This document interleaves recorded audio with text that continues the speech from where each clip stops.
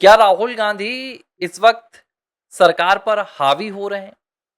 क्या राहुल गांधी के सामने मोदी सरकार कमजोर नजर आ रही है, या मोदी सरकार जानबूझकर अपने सियासी फायदे के लिए राहुल गांधी को मजबूत दिखा रही है? ये वो तमाम सवाल हैं जिन पर इन दिनों चर्चा हो रही है।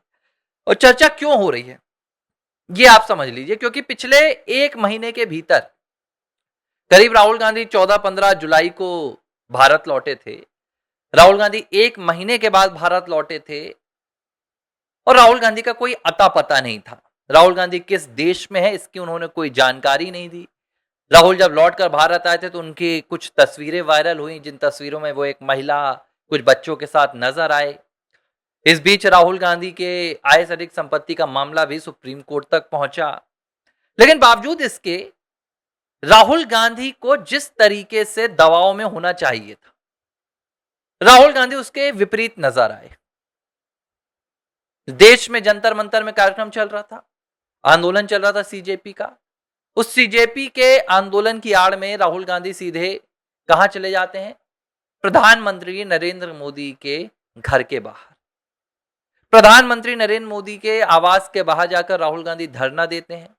धरने के 45 मिनट के भीतर केंद्र सरकार के मंत्री पहुंच जाते हैं, जितेंद्र सिंह। राहुल गांधी से संवाद करते हैं और कहते हैं कि ठीक है, आप धरना खत्म कीजिए। हालांकि राहुल गांधी नहीं मानते हैं, उनकी अलग जिद थी। वो वहां से उसके बाद उन्हें डिटेन कराया जाता है। संसद में राहुल गांधी लगातार सरकार पर हावी हैं।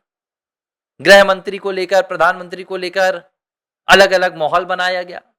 कहा गया कि आज एफसीआरए बिल आएगा, कल आएगा, परसों आएगा। संसद का मानसून सत्र भाई साहब खत्म हो गया, लेकिन एक दिन भी संसद चल नहीं पाई। प्रदर्शन होते रहे। कांग्रेस मोदी सरकार के खिलाफ करती रही, मोदी सरकार कांग्रेस के खिलाफ करती रही।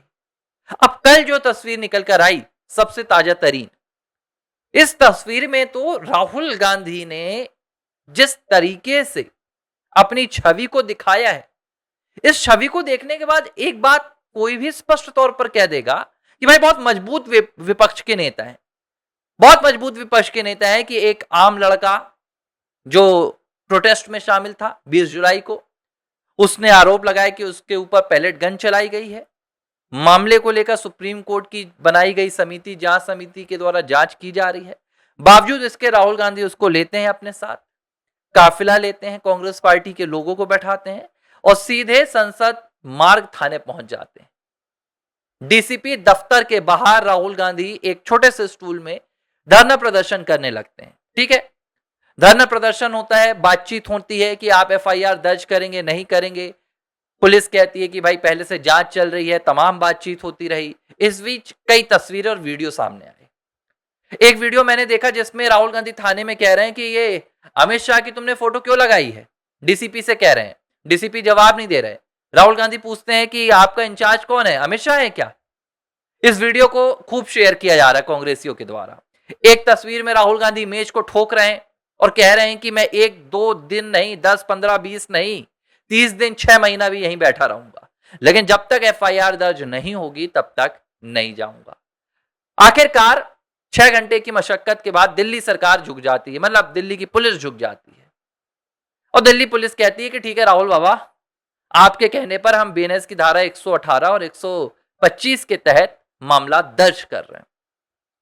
देखो, राजनीति में जब विपक्ष की मांग सरकार सुन लेती है तो सीधे तौर पर इसे विपक्ष की जीत ही कहा जाता है। इसकी और कोई दूसरी थ्योरी नहीं होती।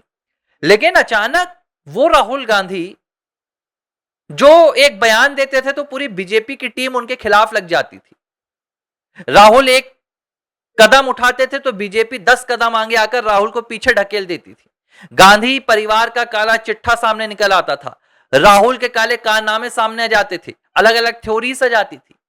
पिछले एक महीने में जब भी राहुल गांधी ने सरकार के खिलाफ या देश के खिलाफ कोई भी कदम उठाया है तो उस कदम के सामने मोदी सरकार ही पीछे हटी है। और ये बात मैं कह रहा हूं, ये शायद कोई कांग्रेसी कहता तो शायद आप कह देते कि वो तारीफ कर रहे हैं, लेकिन ये मैं तारीफ नहीं कर रहा हूं, मैं परिस्थिति बता रहा हूं कि हो क्या रहा है। चाहे वंदे मातरम हो, वंदे मातरम में कांग्रेस पार्टी भाई देखो आप सीधे तौर पर कह रही है कि हम 1937 के प्रस्ताव को मानेंगे और हम वंदे मातरम को पूरा नहीं गाएंगे, जबकि देश में कानून बन चुका है। संसद को नहीं चलने दिया, एफआईआर दर्ज करा लिया, सब कुछ हो रहा है। मोदी सरकार सिर्फ निंदा स्तुति कर रही है। अब एक थ्योरी मैं पढ़ रहा था और ये थ्योरी कह रही है कि जिस दिन से ये जो पूरा सीजेपी का आंदोलन हुआ, इस सीजेपी के आंदोलन को जिस तरीके से एक सॉफ्ट कहीं ना कहीं समर्थन मिला, जो स्टूडेंटों ने समर्थन दिया, जो और मैं कहूंगा कि स्पॉन्सर्ड हो या नॉन स्पॉन्सर्ड हो, लेकिन समर्थन मिला, उससे देश में एक ऐसा माहौल बनने लगा कि विपक्ष की जरूरत नहीं है।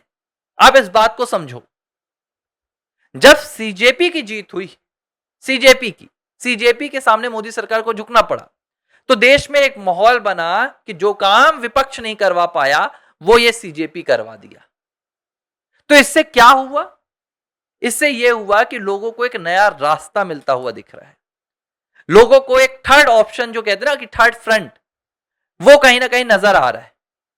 और अगर ऐसा होगा तो ये भाई मोदी सरकार के लिए बहुत ज्यादा नुकसानदेयक है, क्योंकि अभी का जो विपक्ष है ये भ्रष्टाचार में घुला हुआ है, ये देश विरोध में घुला हुआ है, ये सनातन विरोध में घुला हुआ है, ये आपराधिक मामलों में घुला हुआ है, इनके साथ पूरा इतिहास जुड़ा हुआ है, जिस इतिहास को सामने रखकर बीजेपी कभी भी इनको दबा सकती है। लेकिन ये जो नए लड़के आ रहे हैं, कहीं कोई आंदोलन कर रहा है, कहीं कोई आंदोलन कर रहा है, इसे बीजेपी टैकल नहीं कर पा रही, बीजेपी इसे दबा नहीं पा रही, क्योंकि इनका कोई ऐसा इतिहास नहीं है, ये कहीं के लीडर नहीं है, ये कहीं के नेता नहीं है, इनकी कहीं की कोई पार्टी नहीं है। और मैं सिर्फ सीजेपी की बात नहीं कर रहा हूं, देश भर में जगह जगह से आंदोलन हो रहे हैं, स्कूल्स के नाम पर आंदोलन हो रहे हैं, सड़कों के नाम पर हो रहे हैं, पंचायतों के नाम पर हो रहे हैं। तो ये जो जनता के बीच से विपक्ष निकल रहा है, आप इस बात को समझिए, एक तो राजनीतिक दलों का विपक्ष है, लेकिन सरकार के खिलाफ अगर जनता खुद विपक्षी किरदार में आ गई तो यह मुझे लगता है कि किसी भी सरकार के लिए सबसे बड़े खतरे की आहट होती है। और यही खतरे की आहट इस वक्त भाजपा के लिए बढ़ रही है। भाजपा ने 12 सालों में विपक्ष को तो नहीं पनपने दिया, विपक्ष को तो बहुत अच्छे से दबाया, विपक्ष को टैकल करते रहे, लेकिन इस बीच क्या हुआ कि ये जो लोग हैं, आम लोग, ये निकल कर आने लगे। अब ये किसी के इन्फ्लुएंस में आ रहे हैं या किसी वाकई में ये अपने कामकाज के सिलसिले में आ रहे हैं, क्योंकि देखो एक बात तो सच है, अगर तबेले में स्कूल चल रही है तो उसका जिम्मेदार तो वहां का लोकल विधायक है। और भाजपा की पिछले 12 साल की एक नियत और प्रणाली रही है जिसमें भाजपा ने लोकल का भी ध्यान नहीं दिया। केंद्र से सरकार चली है, केंद्र से नीतियां चली है, लोकल कौन विधायक है फर्क नहीं पड़ा, किसी को भी टिकट दे रहे हैं, जिसकी मोहल्ले में, जिसकी वहां के इलाके में, विधानसभा में लगातार जिसके खिलाफ विरोध हो रहा है उसको भी टिकट दे रहे हैं। तो परिणाम क्या हुआ? उन लोगों ने काम तो किया नहीं, टिकट मिल गई, विधायक जीत गए, अपना क्षेत्र उनका अभी भी सूना पड़ा हुआ है, उनके खिलाफ ये रोष आ रहा है। अब भाजपा क्या कोशिश कर रही है? ये जो थ्योरी आ रही है कि भाजपा विपक्ष को मजबूत दिखाना चाह रही है, भाजपा कांग्रेस नेता राहुल गांधी को दिखाना चाह रही है कि देखो भाई, राहुल गांधी का जो आप कहते हैं ना कि राहुल गांधी की जो प्रासंगिकता है वो खत्म नहीं हुई है, लोग राहुल गांधी की आवाज सुन रहे हैं, राहुल गांधी किसी की एफआईआर लेकर आते हैं तो सरकार सुन रही है। क्या दिखाया जा रहा है कि राहुल पीएम के घर के बाहर जाते हैं तो तत्काल 2 केंद्रीय मंत्री आकर उनसे बात करते हैं। क्या संदेश दिया जा रहा है? सरकार बताना चाह रही है कि देखो, आप राहुल पर विश्वास करो, जो राहुल पर विश्वास करते आए हैं। सरकार यह बताना चाह रही है कि हम राहुल को सुनेंगे, राहुल को आप साइडलाइन नहीं करो, क्योंकि अगर राहुल साइडलाइन हो गए तो देश में भाई कोई नया विपक्ष आ जाएगा, और नए विपक्ष से लड़ना भाजपा के लिए अपने पैर में कुल्हाड़ी मारना जैसा हो जाएगा। अब बहरहाल ये थ्योरी है, आप लोगों का क्या कहना है?